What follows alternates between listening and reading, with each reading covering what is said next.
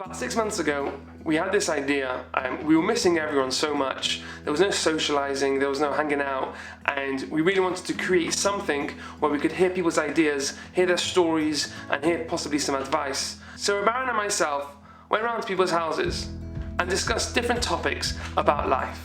And now heading into another lockdown, this is more relevant than ever to create some community feeling and to create some vibe where we're all able to hear each other's ideas and just create this warm feeling of love. Aharon and Elisheva, you gave so much love to the community, and it's only appropriate that this first episode is all about love.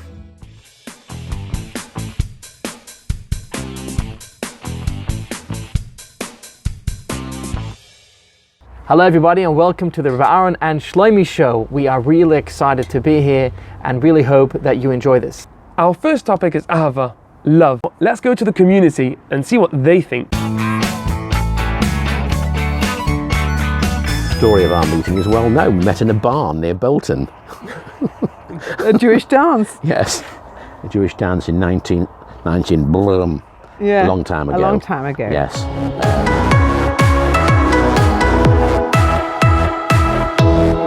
No, it wasn't. No. It wasn't. It was odd. Because I don't know if the audience are interested in this. They're probably totally disinterested or uninterested.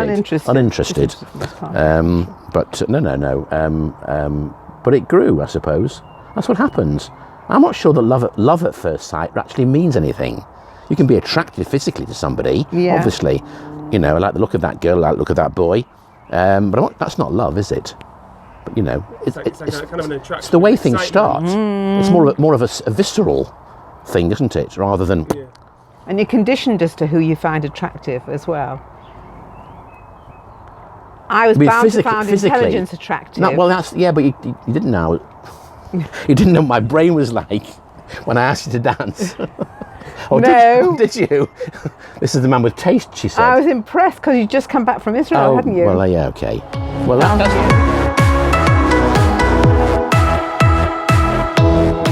I don't think you can define love. No.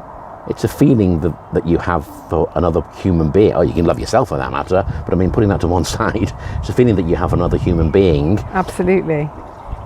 Which means that starts with attraction.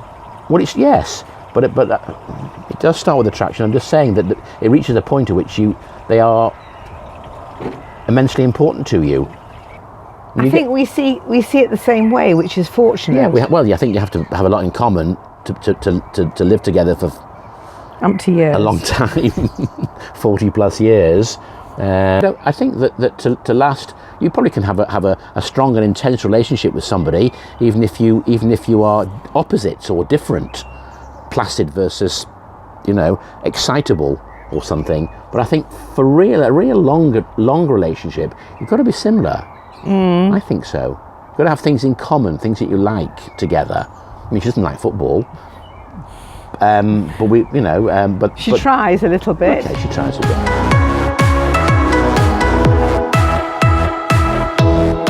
You like women, don't you? You do. I get on with women. Yes. I mean, professionally, you always nurtured me, which I valued. Think about the other person all the time. Yes, respect, I think, for the other person. That's crucial. You've got to treat them as an equal, and giving equal weight to their opinions and views as your own. Exactly. Which is quite difficult. Yes. Well, yes. It can be difficult. It can be challenging, but I think that's one way of making sure that relationships last.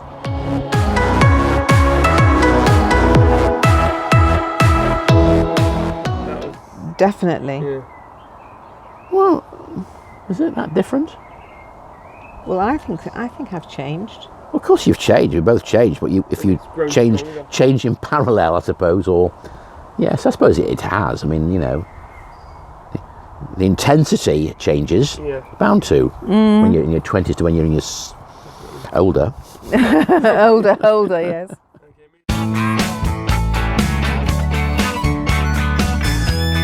Well, when you first told me that you wanted me to talk about love, I was quite flummoxed. Do you understand that word? Being Australian, you probably don't even know what it means. And I was really worried, and I didn't know what to say, and I started asking people. And the first person I met I said, they want me to talk about love. What does love mean to you? And he was he was taken aback, and he said, I have to think about it. So that was very helpful. So then the next thing I did was, so I thought love, the Beatles. So I went home and I printed off All You Need Is Love. And that didn't really help me very much. You need it, but you don't know what it is. Yeah, you don't know what it is. It's still not tangible. I said, 2 rabbis are coming. They said, oh, rabbis, has it got to be about Torah and Jewish things? So I said, well, it would help a bit maybe. So they quickly looked up this. And it says, who acts from love is greater than who acts from fear. That's from the Talmud. Can you talk about that? I'm asking the questions. No, you're not. You're not allowed to do that. You're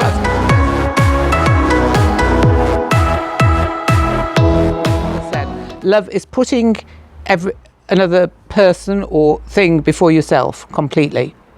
It's very, very hard to explain, and I don't think it's tangible. I think it's a bit like Hashem in a way. One of my granddaughter said, one of them said, Hannah, said, can you actually love someone if you don't love yourself? Ooh. What do you think? Because I'm interviewing you now. We're made to love our parents, or... I think parents are made to love their children. But what about the children to love their parents? Is it natural? It isn't always, I don't think. When they're very young, yes, but later on, when we can see... I think it is. I think it is natural. When you share the DNA with someone, it's natural, but life often presents situations where it doesn't. Yeah, I agree with you on that. Yeah.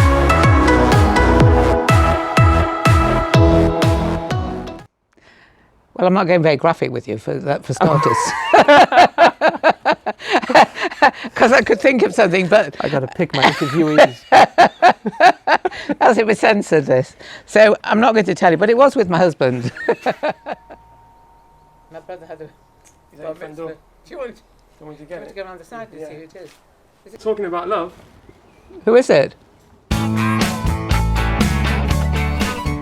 Types of love. I think that's the point, and that's why when you say what does love mean to you, the reason why you can't explain it is because it means so many different things. Love of life. It's just the love of being here, and look at today. It's 80 degrees. We all sit in nice gardens, nice houses. Just the love of life, fresh air, and actually, what the last few months has shown is that the love of life has been undervalued. That's a wrap. Can I just say something? Yeah. I was supposed to be the star, and he comes and takes over. He's not making the. He's not making. True love is between two people that is simultaneously given and taken without condition. I love you without you having to do this for me, and you love me without me having to do this for you. Like one might say your relationship with a higher power, with Hashem. It's an unconditional love.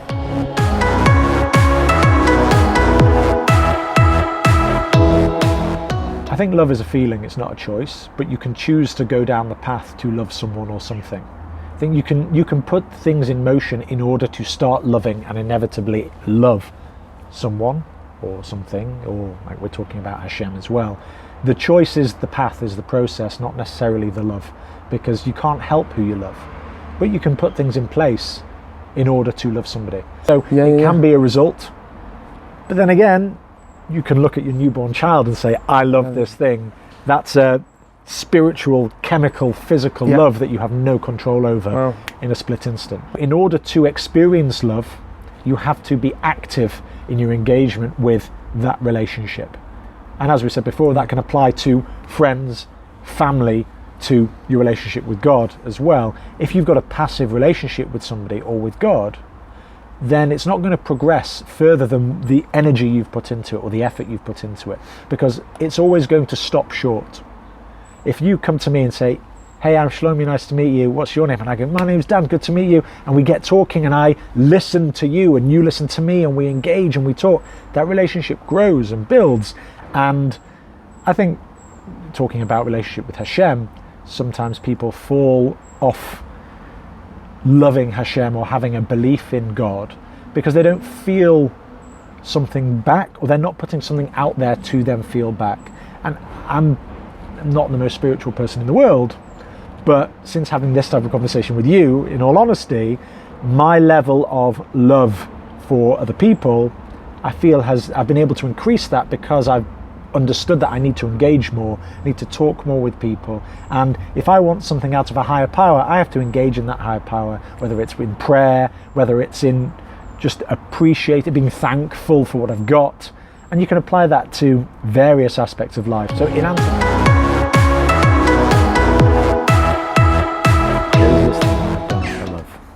when my wife Victoria and I were dating, she lived here in Hale, I lived in North Manchester in Broughton Park. It was a long Yom Tov. I want to see Victoria, my then girlfriend, and I decided in the run up to the Yom Tov I was going to walk from North Manchester to Hale. I planned out like a multi-map.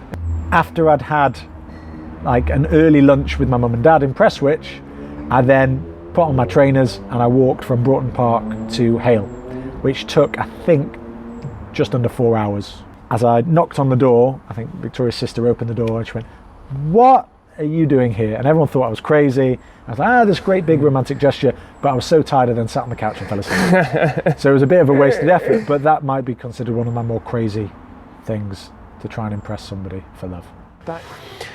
That was fascinating. Amazing. I want to ask you, Aharon, what are your thoughts? Well, the very first thing that comes to mind about Ava, love, is V'ahavta l'recha kamecha. Love your fellow as yourself. Yeah.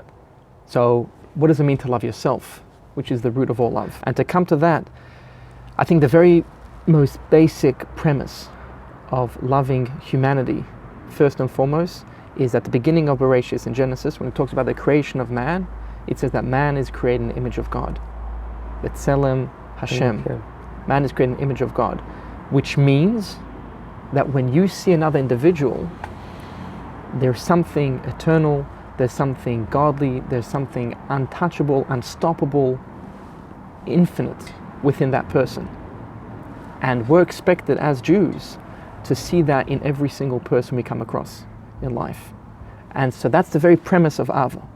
If you want to know what is it about myself that I love, even though I do mistakes in life and even though I'm not perfect, is because deep down I know that I'm in the image of God. I'm created in the image of God. There's an neshama inside of me, and no one can take that away. There's something divine and godly, and that's where my self-worth stems from. That's where my self-love comes from, and I see that in other people. That's from loving yourself. Yes. So love your fellow as yourself. V'ahavta l'recha kamocha. Just as you love yourself, that's how you love other people. By seeing the godliness within you, That's you're how you love able to then love yourself and then go and give off the love to other people. Right. Once you're comfortable with your self-worth, Yeah. you can start loving other people properly. So many issues that we have in life and in modern society really come from a misconception or a disassociation, or we're not comfortable within ourselves. It's really nailing home who we are, and then we can really love other people as well. We can have much more wholesome relationships. However, love is not just a reality, an instinct that just comes like that. In Pirkei Avos we're told, "Kneh lecha chaver." You got to acquire a friend. So there's a pursuit for love as well. There's decisions that we make, or it's a relationship we constantly need to be working at in order to sustain it, in order to get those moments of love. If I would think to myself, you said before, finding love is with realizing the godliness within you, and then, feeling so much better about yourself, and then be able to love yourself and then love other people. What I'm thinking, like an easy route possibly to getting love, is with what Rabbi Nachman says in Torah Reish Pei in 282 about Azamra, which is looking at another person and looking within them and just finding something good, no matter what you think of them, just finding that little bit of good in them and telling yourself that person's an incredible person. And by doing that, you create and build up a love and a relationship and a connection. We really hope we've given you something to think about and to take home with you. Please discuss it amongst your friends, share this episode, and if there's any other topics in the future you want us to talk about, please don't hesitate to let us know. I really hope you enjoyed this episode. Thank you so much for watching.